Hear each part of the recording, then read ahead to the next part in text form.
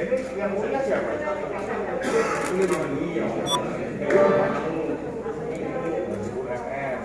Jin Dan, sebelah sini Dan. Dan tanya sebelah sini Dan. Hah? Kayak Udayana, Bali.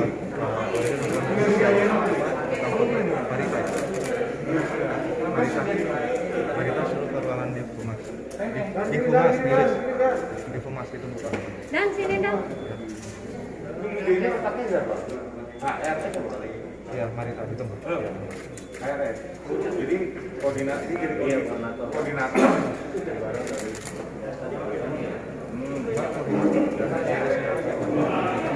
Rekan-rekan media semuanya, pada hari ini kami akan merilis terkait pengungkapan tindak pidana mengakses komputer milik orang lain dengan cara account atau illegal access. Waktu kejadiannya tanggal 19 April 2021. Lokasinya di Surabaya. Kemudian identitas pelaku atau pelakunya ada 4 orang. Identitasnya adalah 1 HTS. Ini warga Bekasi, Jawa Barat, yang bertugas sebagai koordinator daripada akses ilegal atau tempat penampungan data-data secara ilegal. Kemudian yang kedua adalah saudara Ade, ini warga Cilacap, yang bertugas sebagai pengolah data yang kemudian dikirimkan datanya ke tersangka HTS.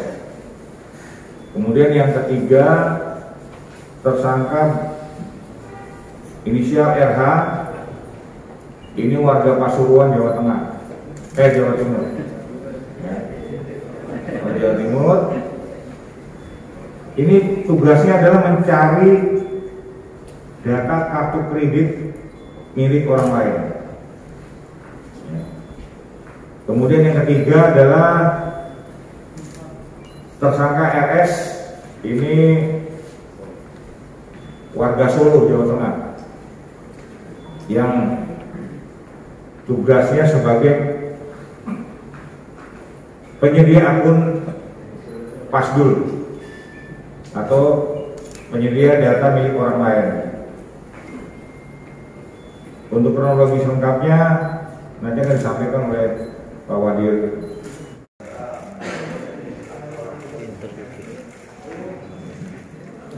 Seperti yang disampaikan oleh Bapak Kabid Humas tadi, bahwasanya kita di Reskrimsus Polda Jawa Timur sedang mengamankan 4 orang pelaku illegal access. Jadi 4 orang ini saling terkait satu dengan lainnya. Ada peran masing-masing orang tadi sudah dijelaskan oleh Kabid Humas. Yang pasti ini modus yang menarik. Kenapa kami sampaikan ini satu modus yang menarik? Jadi mereka pelaku utama atau HRS ini mengamankan HTS ini mengambil akun kredit card, kemudian akun itu diolah, kemudian setelah diolah hasil olahannya diberikan cryptocurrency atau Bitcoin. Jadi ini cukup marak karena memang sekarang terkait dengan Bitcoin atau cryptocurrency ini banyak peminatnya. Mereka menggunakan modus operandi yang cukup unik. Uniknya karena apa?